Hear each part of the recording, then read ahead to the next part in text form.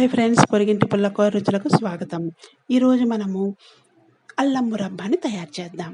చూసారు కదా ఎంత చక్కగా పీసులు కట్ అయిపోతున్నాయో. చిన్న చిన్న టిప్స్ పాటిస్తే అల్లం మురబ్బాని చక్కగా మనం ఇంట్లో తయారు చేసేసుకోవచ్చు. అందులోని ఇప్పుడు వర్షాకాలం, చలికాలం స్టార్ట్ అయ్యింది.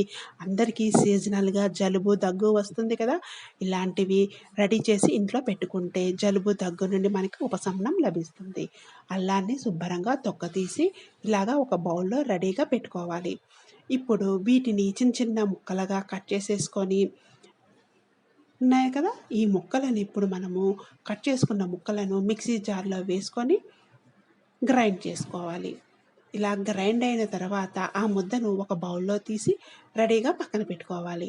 ఈలోగా స్టవ్ వెలిగించుకొని ఒక ఫ్యాన్ పెట్టుకొని అందులో ఒక కప్పు అల్లం ముద్దకి ఒక కప్పు పంచదారను వేసుకోవాలి.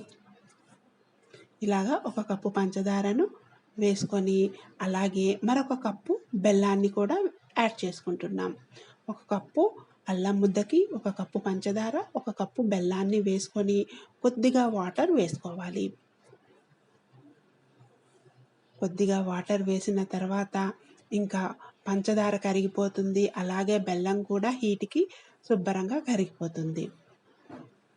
చూసారు కదా, ఒక 2 నిమిషాలు ఉన్నామంటే మన పాకం ఉడకడం స్టార్ట్ అయిపోతుంది.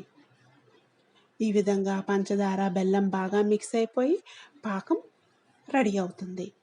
ఇలాగా అట్ల కర్రతో కరుపుతూ ఉంటే శుభ్రంగా పాకం మొత్తం రెడీ అవుతుంది. ఇప్పుడు మనం ఒక ప్లేట్ తీసుకొని దానికి కొద్దిగా నెయ్యి రాసుకోవాలి. ఇలా నెయ్యి రాసుకొని ప్లేట్ని రెడీగా పెట్టుకోవాలి. మనం పాకం రెడీ అయిన తర్వాత ఈ ప్లేట్లోనే వేసుకుంటున్నాం. ఇప్పుడు పాకం కొద్దిగా ఉడికింది. ఇప్పుడు మనము కొద్దిగా వేసి చెక్ చేసుకుంటే పాకం అయ్యిందో లేదో తెలుస్తుంది. ఇంకా పాకం సాగుతుంది, ఇంకా ముద్ద గట్టలేదు. ముద్ద పాకం వచ్చేంత వరకు పాకాన్ని మనం ఉడకనివ్వాలి. ఈ విధంగా ఒక 2-3 నిమిషాల పాటు అలా కలుపుతూ ఉంటే పాకం రెడీ అయిపోతుంది. మళ్ళీ ఇంకొకసారి చెక్ చేసుకుంటే తెలుస్తుంది. చూసారు కదా, ఇప్పుడు ముద్ద పాకం వచ్చింది, గట్టిపడిపోయింది. మనం బయటకు తీసేటప్పటికి చూసారు కదా, చాక్లెట్లా గట్టిగా అయిపోయి టంగ్ టంగ్ మన సౌండ్ వస్తుంది ఒక గిన్నెకి కానీ మనం కొట్టామంటే. ఈ విధంగా రెడీ అయిపోయింది పాకం. ఇప్పుడు మనం రెడీ చేసి పెట్టుకున్న అల్లం ముద్ద ఉంది కదా, ఒక కప్పు నిండా ఆ కప్పు అల్లం ముద్దని వేసేసుకోవాలి.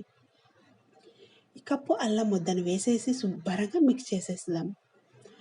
ఈ పంచదార, బెల్లం పాకంలో ఈ అల్లం ముద్దను వేసి శుభ్రంగా మిక్స్ చేసేసుకోవాలి.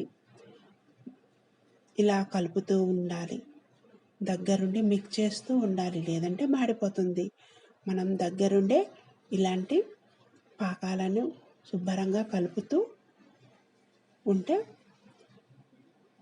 మనకి కావలసిన పదార్థం రెడీ అయిపోతుంది. చూసారు కదా, ఇప్పుడు మంటను కొద్దిగా హై ఫ్లేమ్లో పెట్టామంటే తొందరగా అయిపోతుంది. ఇప్పుడు ఒక చిటికెడు ఉప్పును కూడా యాడ్ చేసుకుంటున్నాం. ఉప్పును కూడా యాడ్ చేసిన తర్వాత మళ్ళీ బాగా మిక్స్ చేద్దాం. అలాగే మనకి మురబ్బా ముక్కలు చక్కగా పీసులు విరగాలంటే ఇందులో మనం కొద్దిగా బేకింగ్ సోడాని వేసుకుందాం. ఒక చిటికెడు బేకింగ్ సోడా వేసుకుంటే సరిపోతుంది. మన పాకం ఆల్రెడీ ఉడికిపోయింది.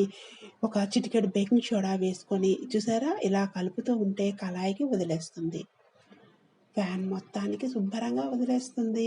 ఇంకా మన పాకం రెడీ అయిపోయింది.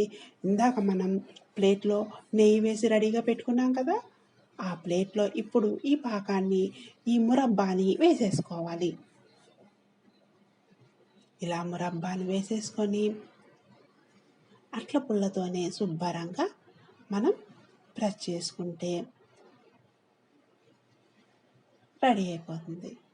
ఈ విధంగా మనం శుభ్రంగా ప్లేట్లో పాకం వేసుకున్నాం కదా మురబ్బాని, ఈ విధంగా శుభ్రంగా పల్చగా పరిచేసామంటే మన మురబ్బా ఇంకా రెడీ అయినట్టే. ఇది కొద్దిగా చల్లారిన తర్వాతనే మనం చాకుతో గంట్లు పెట్టి వదిలేయాలి. మరీ గట్టిపడిపోయిందంటే ఇలాగ చాకుతో గంటలు పెట్టడం అవ్వదు కదా. ఇప్పటికే నాకు కష్టమైపోయింది. ఒక 5 నిమిషాల్లోనే ఇంత చక్కగా రెడీ అయిపోతుంది. చూసారు కదా. ఈ విధంగా గంటలు పెట్టేసుకొని పక్కన పెట్టేసుకుంటే ఒక గంట వరకు దాన్ని ముట్టుకోకుండా అలా వదిలేయండి.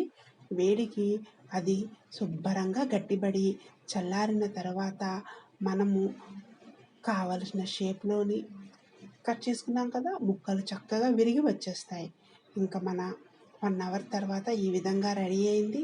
మరి ప్లేట్కి కానీ అతుకుపోతే కొద్దిగా వేడి చేయండి, వచ్చేస్తుంది. ఇలా చిన్న చిన్న ముక్కలుగా చేసుకొని ఇంకా డబ్బాలో మనము స్టోర్ చేసుకోవడమే. చూసారు కదా. Please like, share, subscribe my channel. Thank you.